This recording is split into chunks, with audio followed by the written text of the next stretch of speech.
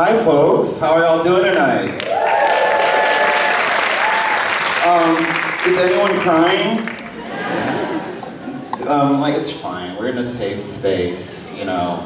Thank you all so much for coming out tonight. My name is Dino Ray Ramos and I'm a programmer this year at CAAMFest. We're gonna be planking these people, yeah. And I'm Sapna Sakya. I'm the Talent Development and Special Project Director here at CAAM. And we'd love to welcome Eugene and Timothy and Jada and everyone on the stage. Annie and Skylar and DJ Reka. Come on up, come on down!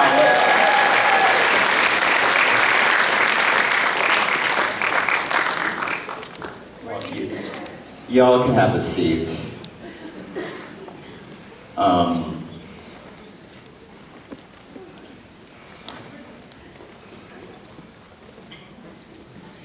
Or whoever wants to sit. Or we could all just stand. Or sit on the stage. The possibilities are endless.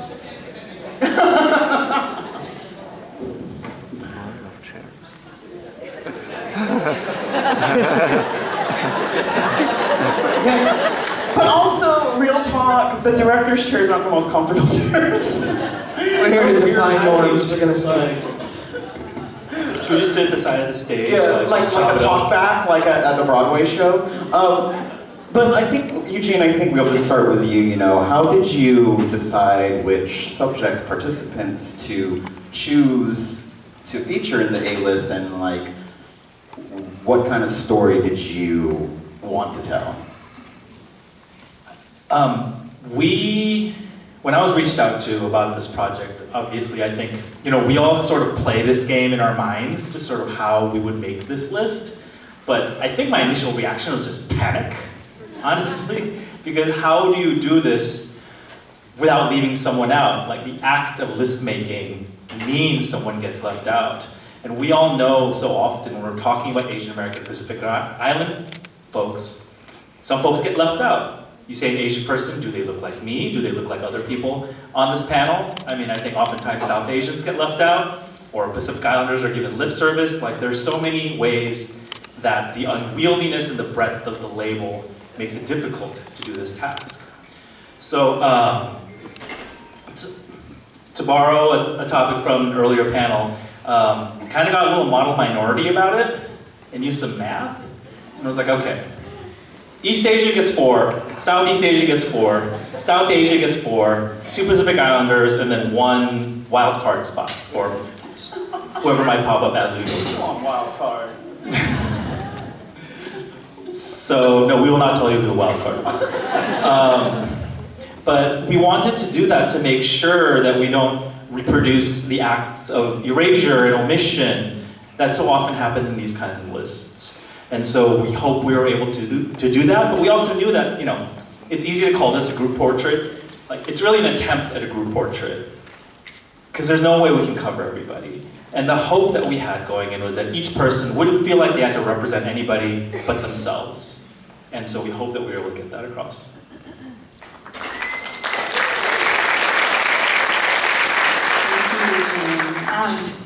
Well, I got very emotional at many, and almost all of the portraits. The next question I'd love to give to Timothy. Timothy, you launched this series with the Blacklist way back in 2008. When you started with the Blacklist, did you have an idea that this was going to spotlight other communities? Did you know that it was going to become the Latino list, you know, the trans list, etc.? The Blacklist started in my kitchen in New York, sitting with Toni Morrison, who is a friend for 40 years, and she had just done a libretto for an opera, and she wanted to do a film on black divas.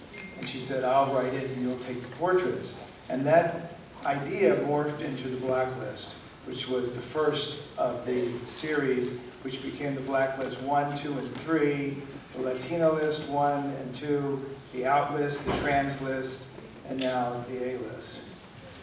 And you know, it was really from that little luncheon with Toni that it all began. I don't think I imagined it would become what it became, no. I'm delighted.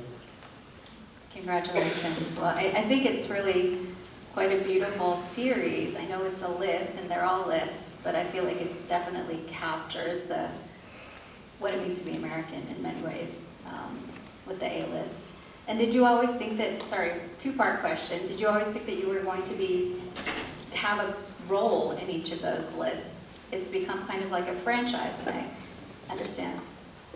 I did. I always thought of myself as the director and producer, but at this point, I'm sort of like the showrunner, you know. And I feel like this was so beautifully done by this team here, and I was able to just kind of bring advice and, you know, certain things I just know instinctively from having done so many of these. But Eugene did a fantastic job, and Jada, and Najreen is here, our cinematographer. Actually, could everybody who's involved with the film please stand? There are many of you that are out there, and Come on, don't be shy. we'll just love to recognize you. Yes, stand up. Yes!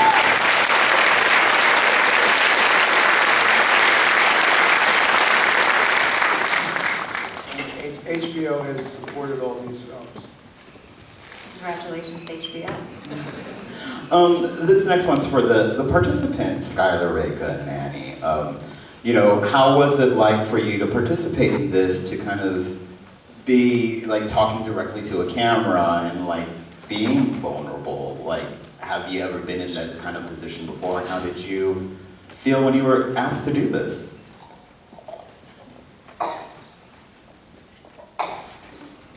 It's easy. HBO, sure.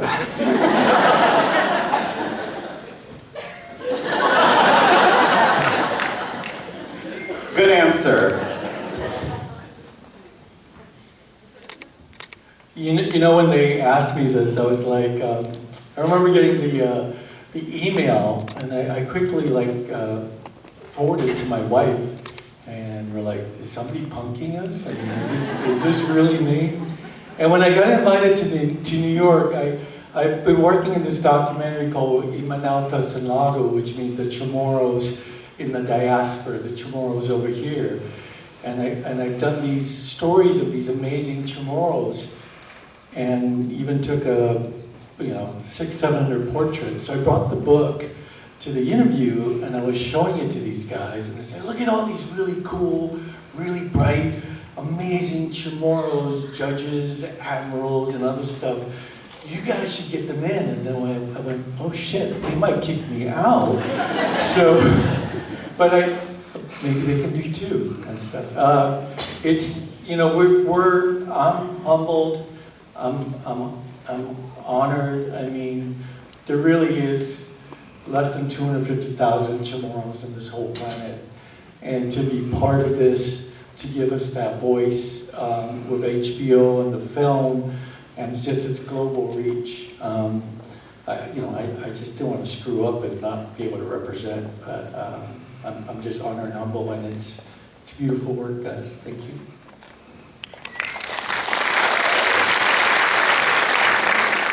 I definitely echo those sentiments. I think one of the things I think a lot about whenever I do get the chance to share my voice is when I was a kid, and especially when I was figuring out that I was transgender, I spent a lot of time on Google trying to find other people like me. I was constantly Googling transgender swimmer, transgender athlete, Asian American transgender people, and was turning up nothing. Right? There was nothing that came up when I was Googling these things, and I frequently concluded at 2, 3 in the morning when I was doing these Googling searches alone that then I didn't exist and that I couldn't exist, and sort of this blankness of my future was what I had in my head.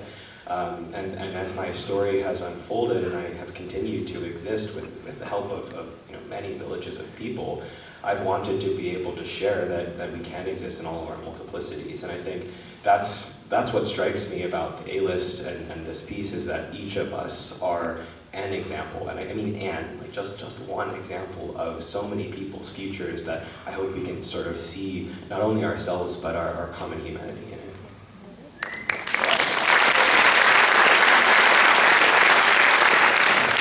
Let me give you the real answer.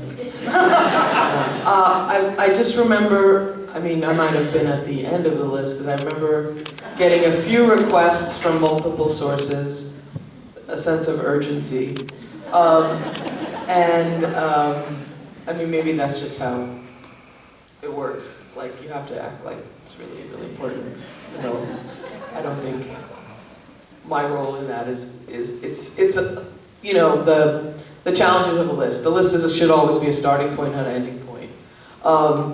I think, because right now there's a cultural debate over the best songwriters in the New York Times list. And anyway, that's an aside if you guys are into that. But anyway, I think for me, you know, the Asian American API project or classification is challenging in itself.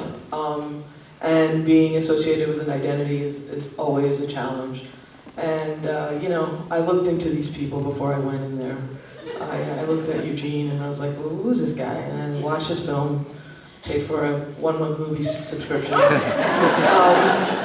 then I was very pleasantly surprised about how much research went into the questions. I've been interviewed a lot. I think you've also, because of your work and because of time and place and being associated with the genre of music, have had the same interview again and again, and I was very impressed by the depth of the questions. So that was refreshing. Yeah. Speaking of interviews, this one's for you, Jada. I know that you were the interviewer on most of these conversations. Can you tell us a little bit about how that was structured and how did that go? You have the director and the interviewer, and sometimes I believe Nasheen, who's the DP, might have been involved. So yeah. Yeah, and I mean, funnily, it's like I only did Manny's interview of the people who were up here, but it was a really collaborative process. I mean, it was our producer Chad and Timothy and Eugene and I who sort of narrowed this down to the 15 people that we wanted to have in this, and we really didn't have extras. Like, everyone was sort of our honored guest who we really wanted to be in this film. Yeah, it was a lot of research, and it's this weird thing where we do an iDirect thing where, so Manny says he has a photo of me with my head over here and my legs down here because you're looking not directly at me the whole time. Each of these interviews was about somewhere between 2 and 4 hours long to get down to this little bit, and the process was to, Eugene and I collaborated a lot, and Chad and Timothy on the questions, and Nosheen, and like a bunch of, we just sort of took feedback from everyone, and I think the most important part was that the crew was mostly Asian American. We really tried to keep it Asian Pacific, so that the room felt like a very supportive room, so that nobody felt like they had to explain themselves to outsiders when they were in this room. They were just sort of being themselves, and it was a really supportive environment. And then at the end, everyone was welcome to sort of ask other questions that they had. And some of those, I'm sure, are in the movie. Yeah. Cool. If we want, we could sit in the chairs. Otherwise, it's like the pictures will come out weird. Like people will be, oh, what's going on here? But we can sit in the chairs if y'all want, or you know, it's a free country. You can do whatever you want. Yes, Skylar, be the trailblazer. Yeah, we can point. And also make the pictures look better for our audience. Otherwise, again, we're standing behind chairs talking. While we're doing this, I just want to shout out Chad Thompson, actually, our Yes. lead producer, and in so many ways the engine of the project that really sort of kept us going, and he couldn't be here tonight, but he sends his regards. We're thinking of him. Yeah, and probably the many emails that Reka got from many different sources were all mostly from Chad. We got at least 3 or 4 from Chad today. Next week, no. Chad is great, and he was really awesome to work with, so was everyone. Eugene, how do you think the A-list kind of serves as this almost like rallying cry for the AAPI community, like to rise up Build community. Come on, Hamilton. Rise up. Hamilton's about a slave owner. Let's just get that straight. Let's step away from that high school history teacher rap styling, the Manuel rant. Sorry, this is all going out there somewhere. I think, yes, okay. Yes. Bad Asians. And I think one of the real aspects of the process that were important to us was to make sure that the act of community building was part of our process. There's so much to learn, and I am just one random person of Korean descent. There's no way I can know everything about every single community that was represented here.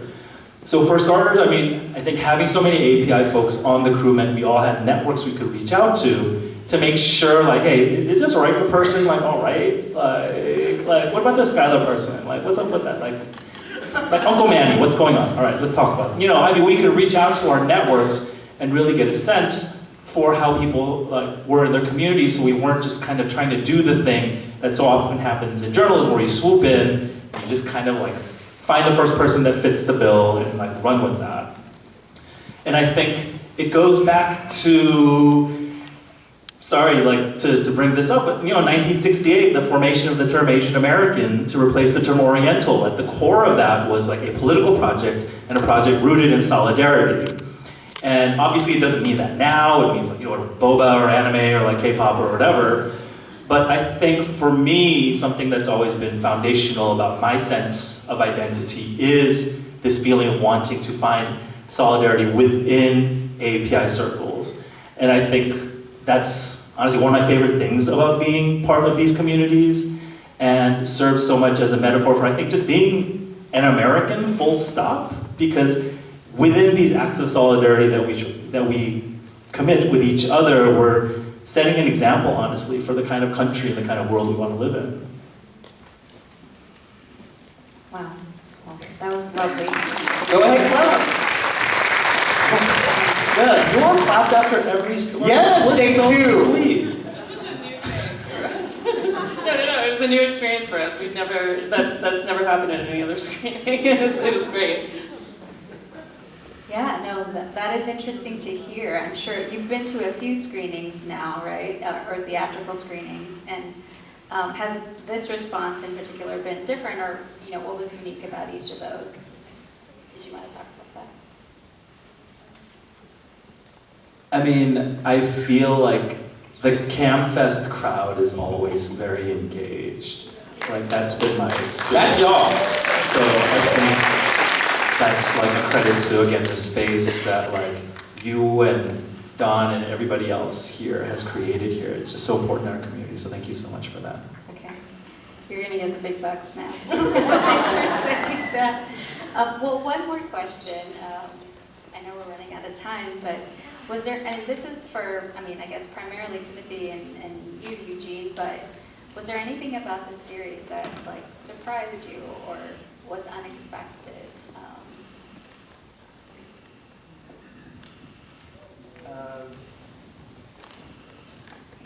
It's very difficult to answer. These are, I think people gave so much of themselves. People sitting here, it's a very difficult thing to sit for an hour, 2 hours, 2.5, 3 hours, and talk about yourself. You can see how emotional it is often. And I'm just so grateful that people gave it themselves that way. It's a hard thing to do.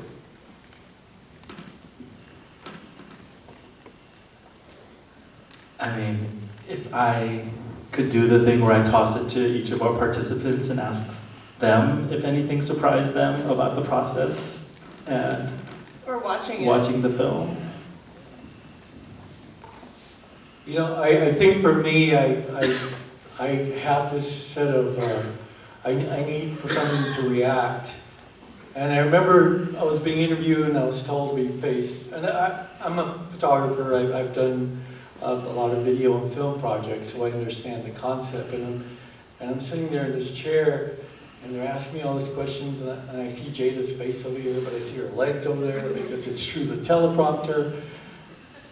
And part of being Chamorro is that we're kind of jovial and we kind of joke around and stuff. And that was your favorite, by the way, Jada, right? And so I would like tell these stories, and I would expect laughter, I would expect a response.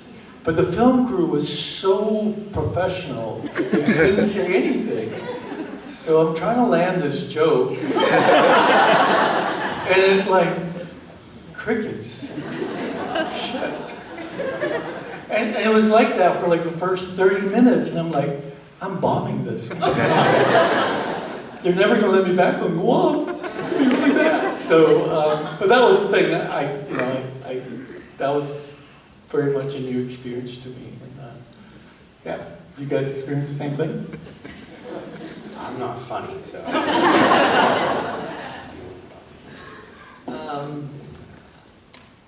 I think for me it was having Nosheen being the DP was very comforting. And I know that I had a small window to do this because it was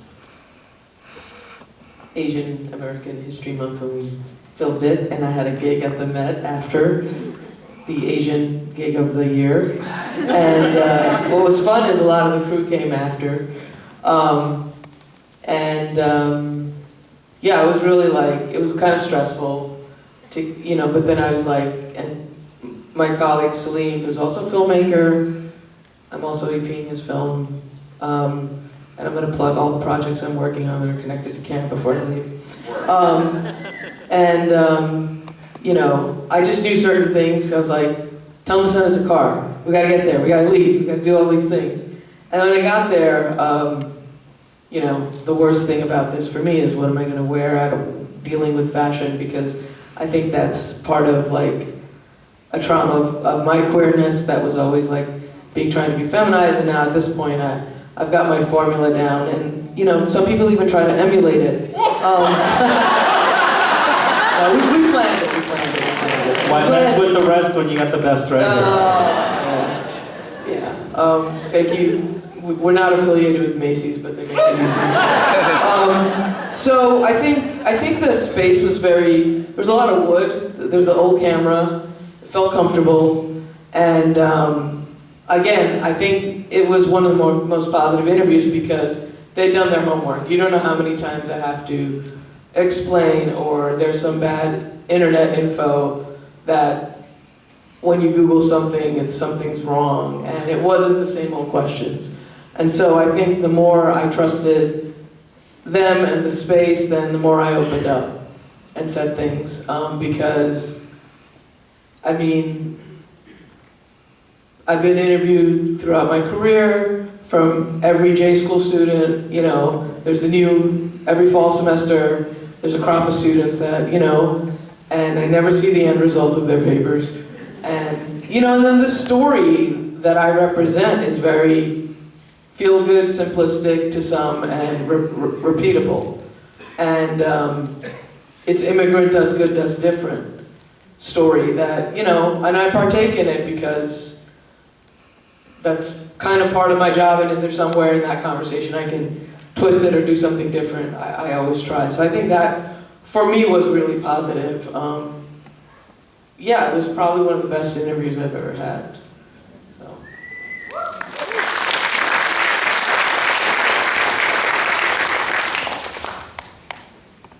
I'm like busy listening, so now I have to talk. One of the things I think about, actually, it's similar to what you were saying, Rika. I think I've spent a lot of my career talking about what it means to be transgender, and I could stand up here and like give you a speech on what it means to be transgender and be like half asleep, and I've actually done that before, where I'm like on stage and then halfway through my speech I'm like, oh my god, which line am I on? Because I'm just running on autopilot, because I'm just saying these things that I've said 5 million times. And one of the things that's interesting is that I have many identities, but for the first 5 years of my being a public figure, all I talked about was being trans.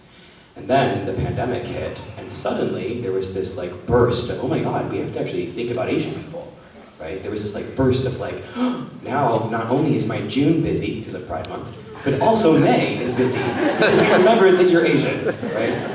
And so I started getting calls during May to do AAPI month things. And I remember thinking it was so strange. I was like, since when am I part of like the Asian community where people are gonna call me to talk about it? And it was actually a really important time for me. This is obviously separate from the pandemic and all of that. It brought, I'm thinking more about the fact that for the first time I felt that I was actually being invited into sharing my Asian identity as a part of who I was publicly. And it's not that I've not been Asian prior to that, but it was what does it mean to actually share that as part of my public persona, as part of something that I actually reflect on in terms of what does it mean to hold this identity. I know you talked about, for example, like identity is sort of like formed and changing. Eugene, you just mentioned, right, 1968, we just didn't even have the words for what it means to be Asian American until it became this political identity. And so I guess I'm reflecting on this because only in the past, like I would say 5-6 years, do I feel like I've had the space to talk about being Asian American and also being transgender. And the combination of those two things is my being. But the interview that I got to do, and I think it's so special because Eugene was the one who interviewed me, another Korean American person, I think was one of the best interviews that I've done, because I felt like I could bring all of myself. And I wasn't just bringing my transness, I wasn't just bringing my Asianness, I wasn't just bringing any other part of my identity, but I got to be all of these things at once. And I think that's really, to me, that's what liberation looks like. It's that we each can be all of the parts of ourselves at once. Word. Well, I think that's all the time we have. Thank you all again for coming out. Please spread the word about the A-list. Thank you, panelists. Thank you. I guess we're going to a gallery.